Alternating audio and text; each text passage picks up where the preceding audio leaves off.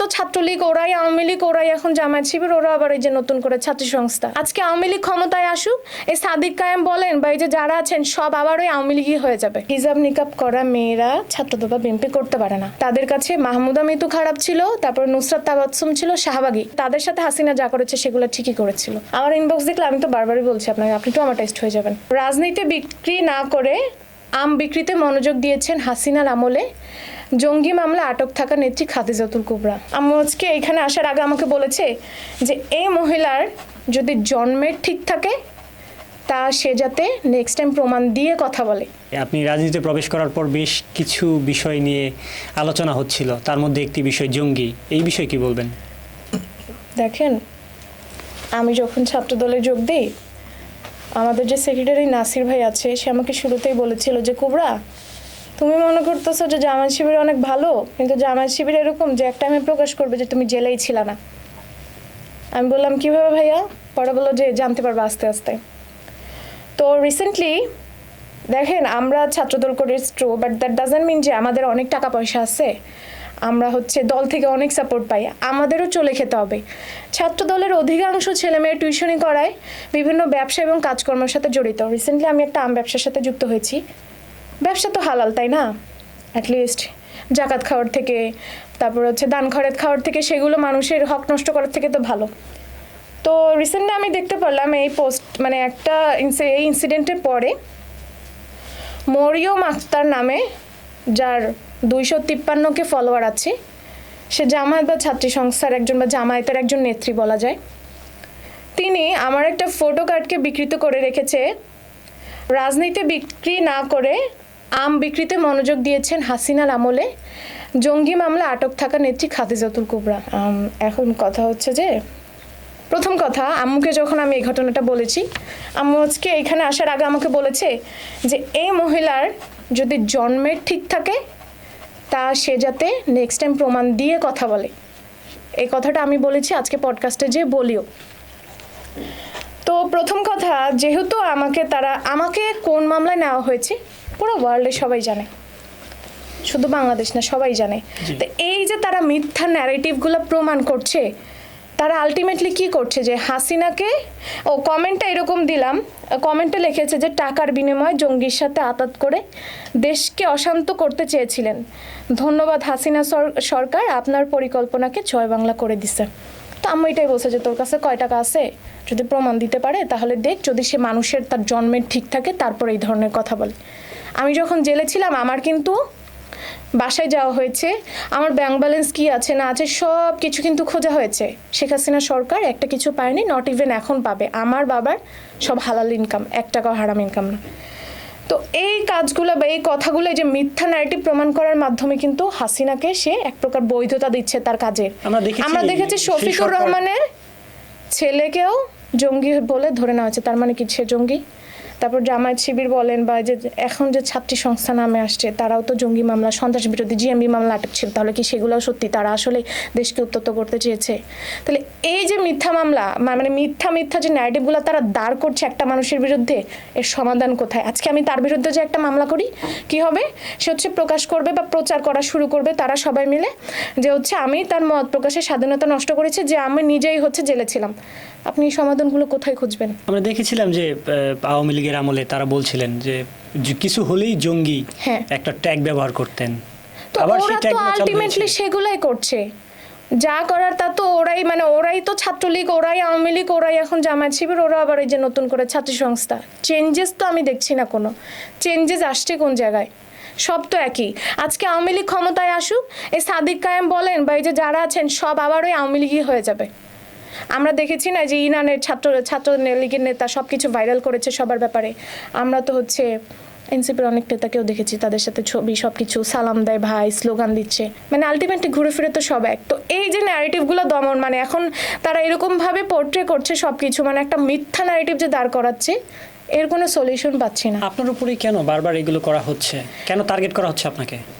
কারণ তাদের একটাই সমস্যা, যে হিজাব নিকাব করা মেয়েরা ছাত্রদল বা বিএনপি করতে পারে না।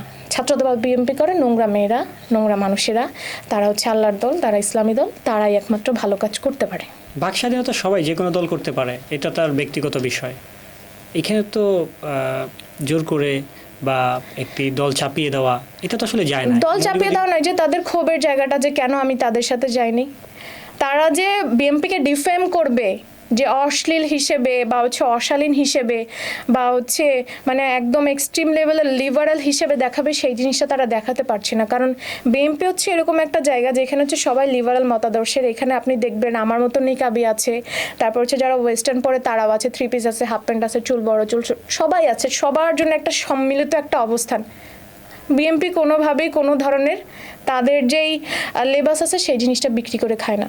যার যার অস্তিত্ব, যার যার অবদান, সেই জিনিসগুলো মেনটেন করে তার জায়গা থেকে সে কাজ করছে। অন্য সংগঠনগুলো লেবাস বিক্রি করে খায় আপনার মনে হয়?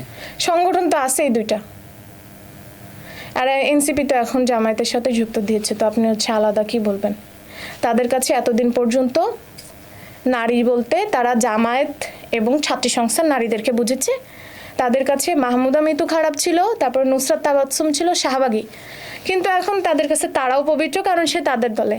আজকে আমি যদি আলটিমেটলি কোনোভাবে জামায়াত শিবিরের সাথে যুক্ত হই, তখন আমিও একদম ফেরেস্তা হয়ে যাব, যেটা আমি চাই না। আমি আমার জায়গা থেকে কাজ করতে চাই। আর এই ধরনের নোংরামি আসলে মানে ওই যে তারা হাসিনাকে বৈধতা দিচ্ছে না, তখন আমারও বলতে মনে হয় যে তাদের সাথে হাসিনা যা করেছে সেগুলো ঠিকই করেছিল। তাদের কথার প্রেক্ষিতে যেভাবে তারা হাসিনার কাজগুলো কর্মগুলো এস্টাবলিশ করছে, হ্যাঁ ট্রু, তারা যেভাবে মিথ্যা ন্যারেটিভ ছড়াচ্ছে একটা মানুষের বিরুদ্ধে, একদম এক্সট্রিম লেভেলের যেই মানে একদম চরম লেভেলের মিথ্যা কথা তারা প্রকাশ করছে, তাহলে তো সেটা হইলো না। আম্মু যে বলছে, আমিও এই মহিলাকে চ্যালেঞ্জ করে যেতে চাই। সে যদি তার জন্মের ঠিক থাকে, সে হচ্ছে প্রমাণ করে দেখে দিবে আমি কোত্থেকে কয় টাকা নিয়েছি আর আমি কিসের জঙ্গি মামলা আটক ছিলাম। আপনি যে মামলায় আটক ছিলেন এটা সবাই জানে, আসলে সেটা আলোচিত একটি মামলা ছিল। মানে তো কোনো মানে হয় না। আপনাকে দমিয়ে তাদের লাভ কি? বিএনপিতে কোনো নারী নেত্রী নাই কথা বলার মতো, এরকম তারা প্রকাশ করবে, তারপর বলবে যে বিএনপি খাদিজাতুল কুবরাও তো বিএনপিতে থাকতে পারেনি, তার মানে এরকম কিছু একটাই হয়েছে খাদিজাতুল কুবরার সাথে। দল থেকে কোনো সাপোর্ট পেয়েছেন কিনা আপনি, বা এই যে যখন এগুলো দেখেন বা এইটা দেখেছেন আপনি, তখন আসলেই ভিতরটা ভেঙে যায় কিনা, বা যে রাজনীতি থেকে বের হয়ে আসি তখন আসলে বাসা থেকে সাপোর্ট বা দল থেকে কোনো প্রকার সাপোর্ট আসে কিনা? এই যে আমি যখন এই স্টোরিটা দেখলাম, আমি তো গতদিন আপনার পডকাস্টের জন্য বাসায় এসেছি, তো আম্মুকে আমি দুপুরবেলা বললাম, আম্মু তো বলতেছে যে আমি কি পরিমাণে কষ্ট করেছি, আমার মেয়ে কষ্ট করেছে, আমি কিছু খেতে পারিনি, আমার কি পরিমাণে খরচ গিয়েছে। মানে আম্মু একদম রাগে মানে একদম হয়ে গেছে যে ওর জন্মের ঠিক, বারবার বলতেছে যে ওর জন্মের ঠিক থাকলে ওকে প্রমাণ দিতে বলবে, এরকম একটা কথা, যে তোর তো আগেও আসছি ইনভেস্টিগেট করতে, তাহলে এই ধরনের নোংরামি তারা কিভাবে করে। হ্যাঁ, আপনি বলছিলেন যে আওয়ামী লীগের আমলে যখন মামলাটা চলছিল তখন অনেকবার ট্রাই করা হয়েছে আমার কোনো ব্যাংক ব্যালেন্স আছে কিনা, কোনো কিছু আছে কিনা, বাট আলটিমেটলি তারা কিছু পায়নি। বট আইডির হয়রানি শিকার হয়েছেন কখনো? বট আইডি দিয়েই তো হচ্ছে ডেইলি পোস্ট করা, মানে রিপোর্ট দেওয়া, তারপর হচ্ছে যে নোংরা কথাগুলো, তো আর তাদের তো সাহস নেই যে হচ্ছে রিয়েল আইডি থেকে সবসময় করবে। আমার ইনবক্স দেখলে আমি তো বারবারই বলছি আপনাকে, আপনি তো আমার টেস্ট হয়ে যাবেন। কিভাবে শক্ত করেন নিজেকে? ওই যে জেলে যে আসছি, ধৈর্য দিয়েছেন আল্লাহ। কতদিন থাকবে এই ধৈর্য বা শক্তি? ইনশাল্লাহ থাকবে। যার সাথে আল্লাহ আছে, আমার মনে হয় না তার সাথে কেউ কখনো খারাপ করতে পারে। হাসিনা সরকার চেয়েছিল আমার মান সম্মান শেষ করতে, আমাকে ছোট করতে, কিন্তু আমাকে পুরো বিশ্বের মানুষ এখন সমান করে, এটা আমার পাওয়া আলহামদুলিল্লাহ, আর সেটা আল্লাহর পক্ষ থেকে এসেছে। আচ্ছা, একটা বিষয় জানতে চাবো, এই যে আপনি এগুলো ফেস করছেন, ফেস করার সময় কখনো মনে হয় না যে আমি রাজনীতি থেকে সরে যাই, আমার অনেক সাধারণ লাইফ লিড করি? আমি বলেছি লাইভে যে আমি যত যাই হোক, আমি লং রান পর্যন্ত বিএনপির সাথেই আছি, আমার কোনো রিগ্রেট নেই। যত কিছু হোক যাই হোক, আমি বিএনপিতেই থাকবো। আপনি জেলে গিয়েছেন, জেল থেকে এসেছেন, আপনি বললেন তখনকার দুঃসময়ের কথা, কীভাবে সময় পার করেছেন। তারপর আপনি জানেন যে রাজনীতি করলে জেলে যেতে হয়, অনেক কষ্ট সহ্য করতে হয়। আমরা দেখেছি এখন বিএনপি ক্ষমতায় রয়েছে, কিন্তু তার আগে তারা ধান খেতে ঘুমিয়েছে, আখ খেতে ঘুমিয়েছে। আপনি কি সেগুলোর জন্য প্রস্তুত?